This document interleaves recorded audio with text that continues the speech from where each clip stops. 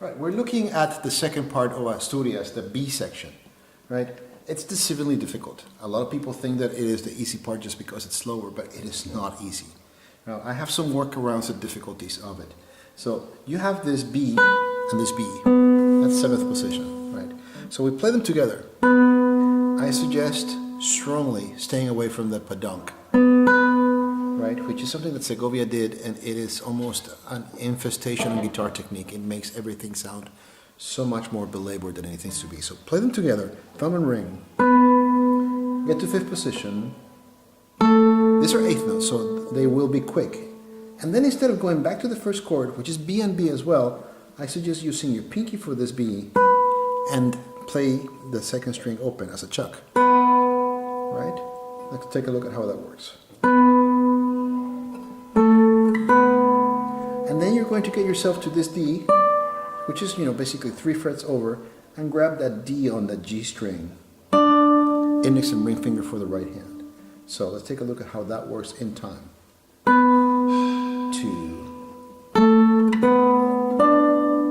Right, and it moves quickly. I know that there's an argument to say let's keep everything in the same strings, but there's a lot of that, and it belabors everything. Right, as you land your mute the B string, you can actually have this, and then you land right back at the beginning. Hammer on. Sorry, and pull off. Right, so 2, 2. Right, so you land right back on this. Then you have your first chord, which is your B major that you did so many times in the first section, right? And I actually borrowed this technique from a great guitarist, Elliot Fisk. Right, you just let your index finger snap. And roll that. So 1, 2, 3, right? Now it has a fermata, you can let this ring a little bit longer, but I suggest trying to stay with the rhythm of the piece before moving things around in terms of rhythm, right? So that whole first item, first sentence, if you may. 2, 2, 2.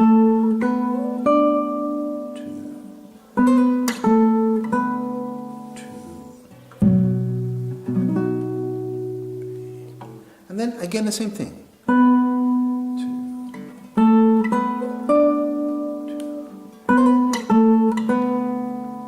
Then you're G major. Now, don't repeat the same trick, right? So,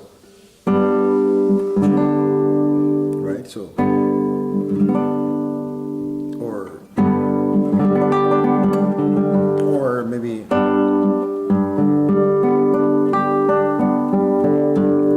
Practice in the lesson, right? So if you time it well, thumb, thumb, thumb, index, middle, then drag your ring finger. The trick is to make it all work as if it's one single item, right? But it is not. It's 3 different parts. 1, 2, 3, and time them so that they actually play at with the same interval of space, right?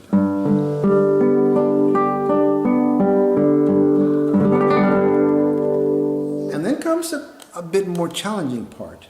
2 beats here, 2, half step, 2 beats, 2, get to third position, play third string and first finger, right? You're going to hammer over to the 6th fret, A sharp or B flat, and pull off, right? Move back, octaves, again octaves. Use the pinky here, and you're going to land with 2 and 1 on a hinge, right? 1 on the first string, and use 2 because of the chord. You're going to stack 3 and 4 below that, right? The first time you're going to land with 2. The second time you're going to land with 3, and we'll look at why. And then you're back here. Now this is difficult because it has to be quick. For the sake of the video, I did it slowly. So 1, 2, jump all the way to second position, right? Difficult. 2, and the same move. this time a 3, sorry.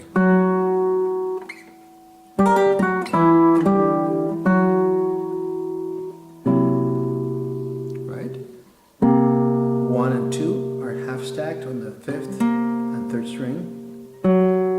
This is why you landed with 3, so you could have that F sharp there on the 4th string. And then you're just using that E on the 2nd string, 5th fret as a suspension. And you land on that chord. Right? So, then you move to the next part. But before we do that, let's take a look at all of this part, all of this business. 2, 2, with 2.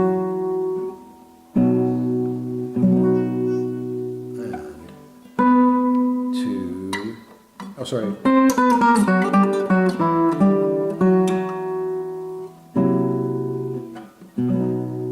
Now the next part, there are many additions, and on the one that you have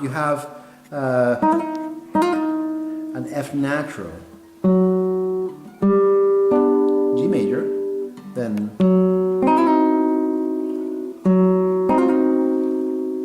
I believe that this might be right. But for the sake of argument, let's just practice with your half stacking 1 and 2 on the 4th string and 2nd string, 4th position. And then 3 is on the 3rd string, 5th fret. Start with practicing this. Then if you actually like having the F natural as it's indicated, 1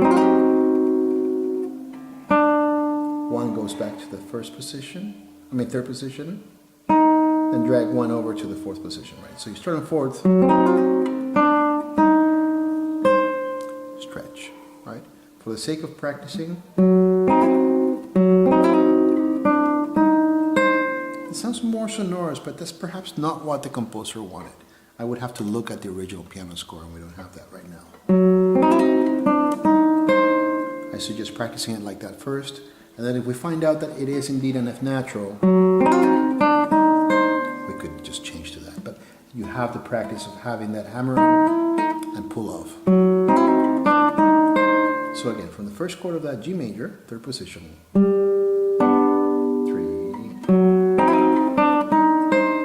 then G, 5th position,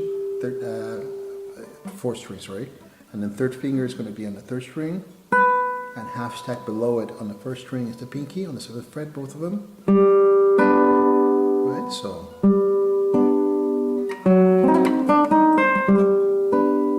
right.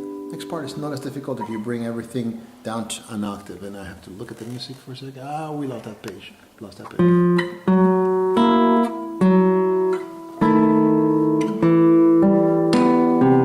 Okay, so let me just jump real quick.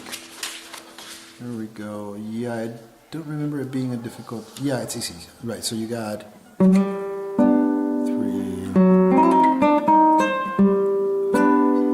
Got the F sharp, right, then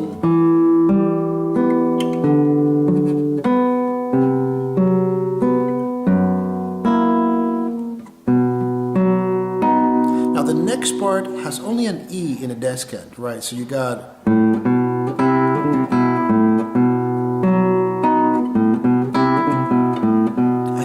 a D sharp.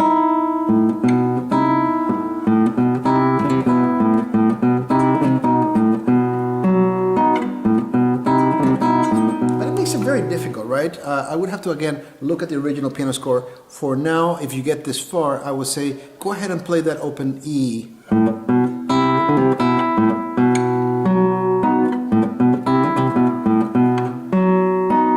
Right, and the next part in the original piano score is in octaves. I don't know whether we want to do that or not in the guitar. Here it is just starting out on 7th.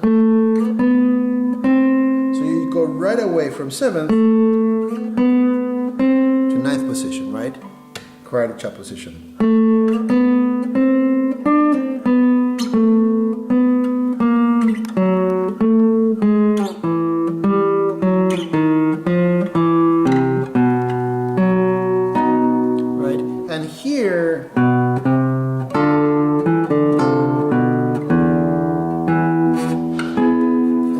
remember this part, and I'm going to make your life more difficult. In this score, you don't have this. They do have the A, but they don't have the F natural. And I think they are really crucial to the music. So I do remember this part, it is necessary. So you're in 5th position, open D, 3 on the 5th string, then right away play the open 4th string, and then with 4 on the 6th string, a double chuck, just a chuck, then 7th position, line them up 2, 3, and 4.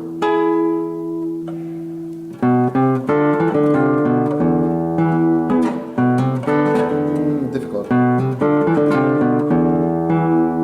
have to be very quick with your thumb, right? And then you have this very beautiful, deceivingly difficult area.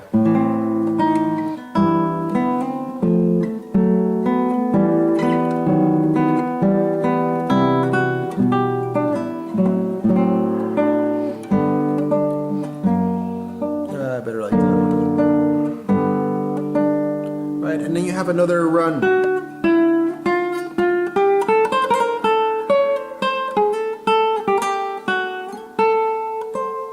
Right, and then those, I'm sight reading here.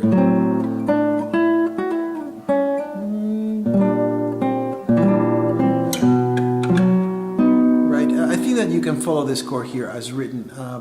But again, there are a lot of things that we have to double check with the piano score, the original, just to make sure that we have everything, all of our ducks in a row.